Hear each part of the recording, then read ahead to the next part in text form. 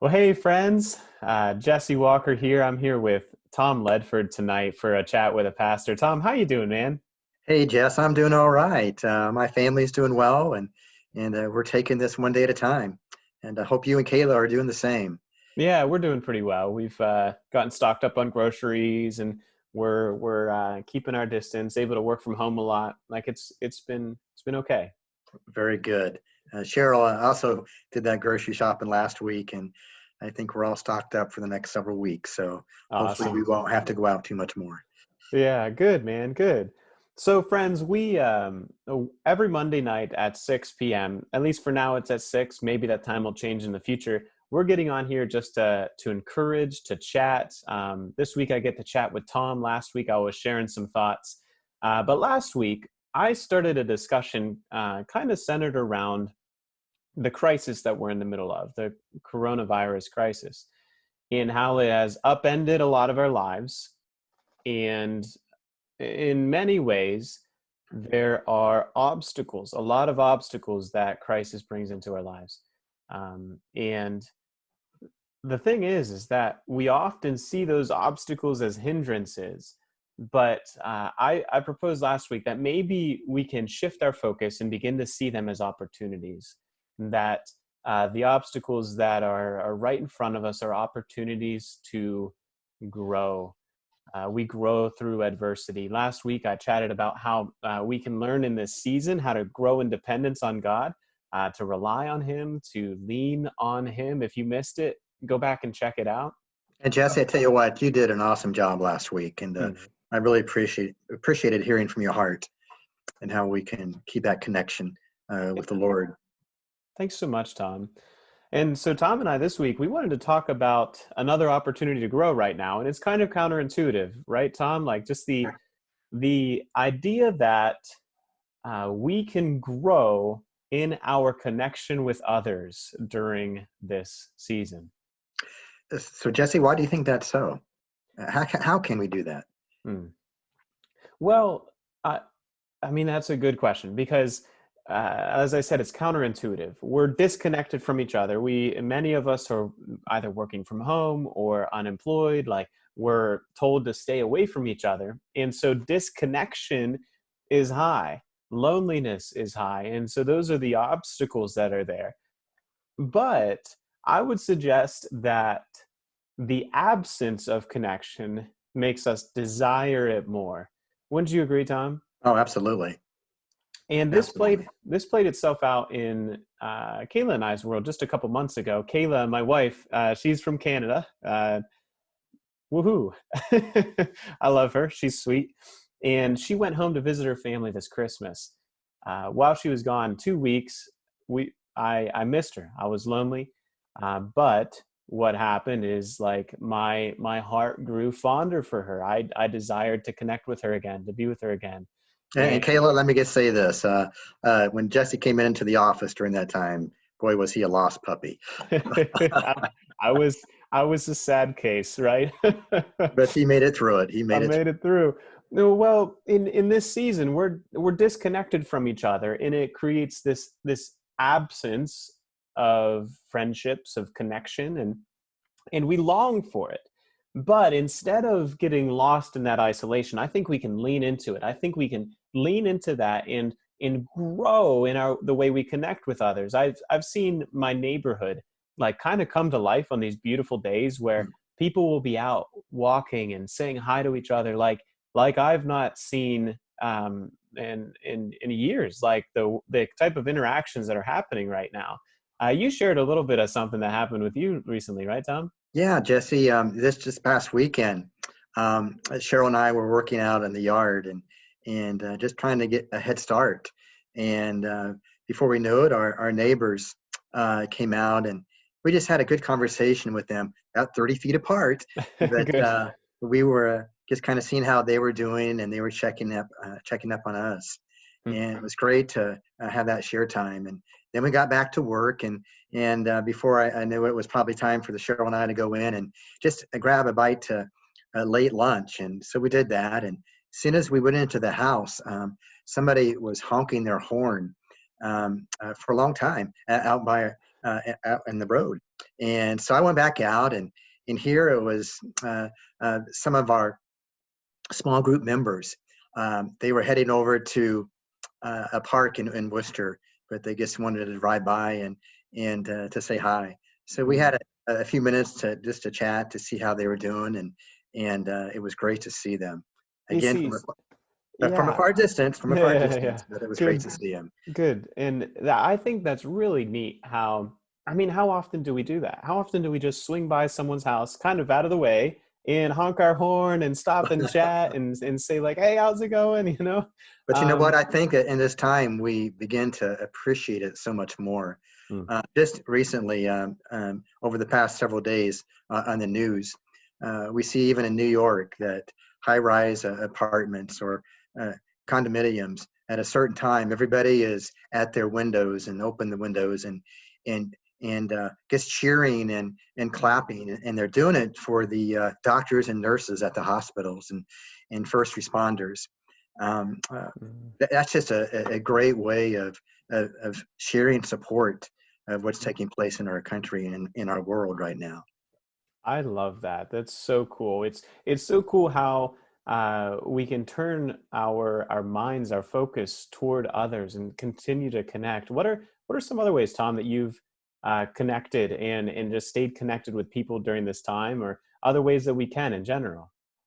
Well, the last time you and I shared 2 weeks ago with this chat, I started sharing that a great way to connect with even within our own church is for our church family to reach out to our elderly and Hmm. our senior citizens. And I got on the phone the past 2 weeks and made numerous calls and just checking in to see how everybody's doing. Mm. And through the conversation, it was an opportunity to see what their needs are. And I knew this was going to happen, but all their families, most of their families, were checking in on them Mm. and bringing them groceries and or going to the pharmacy and dropping off medication.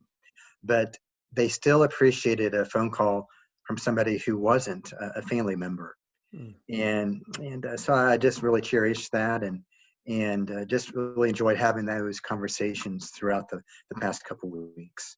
Hmm, that's awesome. That's awesome. And you've also shared with me some about what your small group has been doing recently too. Tell me about that. Oh, I tell you what, this past week, we haven't been together for several weeks. Hmm. And so this past week, we all got on Zoom and and was able to see everyone's face and from the different houses and we were able to have a small group. Mm. What a great way! Though we couldn't all be together physically, we were still together and seeing each other on Zoom. And through that, we were able to share from the heart about our struggles, what's happening, Hmm. and we were able to get into the Word and what we ended up doing was sharing our favorite scriptures with one Mm. another. And I had asked several days beforehand for everybody to get a scripture and to share what that means to them. So we, I guess, had the privilege of doing that and then sharing prayer concerns and pray for one another. But even through that time, from our time on Zoom, the last several days, many texts are going back and forth, group texts from our small group, because some of our folks in our small group are struggling with health issues, Mm. and so we're lifting them up in prayer, and others may be get struggling with anxiety because again, what's happening in our world. And a couple weeks ago, I think I shared with you that I had a sense of peace, and I'm normally probably a person that can become very anxious, and but I have that sense of peace. But even through that sense of peace, um, anxiety can still creep in, and I Hmm. have to be reminded of what God's word tells me. And in First John, it says, "Greater is He that lives within me than he that lives within the world." I Mm. am so thankful that we have the Spirit of God living in us, and Amen. God's Spirit's going to lead us day by day. And Mm. so I'm just real encouraged by that. Hmm. Yeah, thanks for being real with us, Tom, and sharing those things. And isn't it really fascinating how in regards to your group Zoom call, your video call with your group, that it kind of propelled your group into being even more connected. And I think that our natural tendency in loneliness and in isolation is actually to get more lonely and isolated, because at least I see this in my own life. When I feel lonely, I tend to think more about like, oh, why isn't this person reaching out to me, or like almost like um, that we want people to reach out to us to make us feel less lonely. But Jesse, years ago, I heard a preacher, a sermon that he preached, and it was on depression.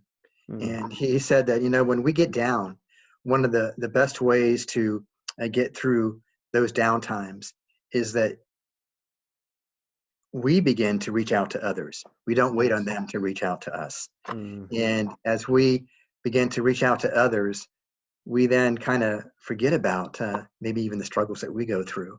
Or Mm. we're able to work through those struggles because we're bringing encouragement to someone else. Yeah, totally. And so what if we as a people said, okay, we're not going to just accept that we're isolated and lonely, but we're going to push into that and say, all right, I feel lonely and isolated. There's other people who feel this way too. And we How have do to make the first step. Absolutely, absolutely. And you shared about the senior citizens earlier, and how many of them still feel lonely, and you want to encourage them with the Barnabas Ministry. Could you share a little bit about that? Well, I sure can. A couple of weeks ago, I began to share concerning that the Bible teaches about a man named Barnabas, and Barnabas was a person who encouraged others, and his name means encourager, and Mhm. he was known as a very generous giver and a very faithful friend. He was known as a committed in a relationship with the Lord, Mhm. and through his ministry, he blessed many. And so I'm hoping to create a new area, the pastoral care ministry, and it is called the Barnabas Ministry. Mhm. And so over the past few weeks, I've just gone on the phone and recruited about 8 families to if they could connect with our senior citizens, and 8 families are doing that now.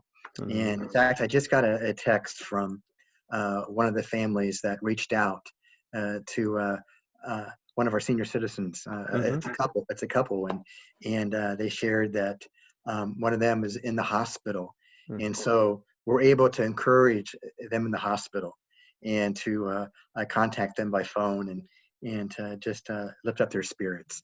So I really Mhm. appreciated that family reaching out already to this other family, and so I'm really hoping that we don't have 8 families. I'm hoping that we can get 30 to 40 families Yes, giving me a absolutely. call and say, hey, I want to be part of the Barnabas Ministry. I want to be able to touch the lives of our senior citizens. Mhm. And so if you have an interest in that fellowship, I hope that you can give me a call soon. Mhm. And I'd love to pair you up with an individual or a couple that would really look forward to hearing from someone else. Mhm. And even after this is all finished and over, that we're back to hopefully being a society that is normal, that as a congregation through this Barnabas ministry, we can still carry on that ministry and to reach out to those who could really be lifted up, and then Mhm. not just in a short period of time, but over this next year and beyond. Yeah. Yeah, absolutely. I think that's a great idea, Tom. And it's a great opportunity for us to lean into it and say, "Oh, we're not going to accept the isolation and the disconnectedness and the loneliness, but instead we're going to help bring healing in togetherness. We're going to encourage one another Amen. all the more as we see the day approaching." And as the author of Hebrews said, I Amen. think it is huge. And so we have this opportunity in the midst of crisis to, instead of feeling disconnected, to say, okay, I am experiencing this, but I can lean into it and make a difference in other people's lives. It's awesome to hear, Tom, how you're experiencing that some, and even helping other people take steps to connect, and to reach out and to say, hey, we're going to conquer this isolation together. we're going to grow in our connectedness. And I think as a people, like people as a whole, I think we are going to be a more connected people after this. I think it's going to change our culture. And so, Tom, thanks so much, man, for chatting with us this evening. Hey, I thank hope, you. It was great yeah, to be able to share this time with you and with all those who will be tuning in and that are tuning in, and just very thankful that hopefully some words that we have shared will bring encouragement to those who are listening. And I want to share maybe one more thing just very quickly. I love that. Maybe individually, we all have a accountability person, and I have a guy in the congregation that we are accountable to one another, and we connect, and we usually try to go out to lunch, but now because of this, we've not been able to. But we've made the point that today we're going to connect on the phone and just share about how each of us are doing, and but you also use that time just to pray for one another. So if you have that accountability person, connect with them by phone and or texting them and making sure they're doing okay. That's a good call, Tom, because like at the end of the day, we need to continue those relationships. Yeah, amen. So, Amen. yeah, friends, thanks for joining us this evening. And so next Monday, we're gonna come on again and talk about another opportunity that this crisis presents us. But for now, thanks for joining in. Thanks again, Tom. Y'all have an Thank you, awesome Jess. evening. God bless, Absolutely. Jess. Thank you.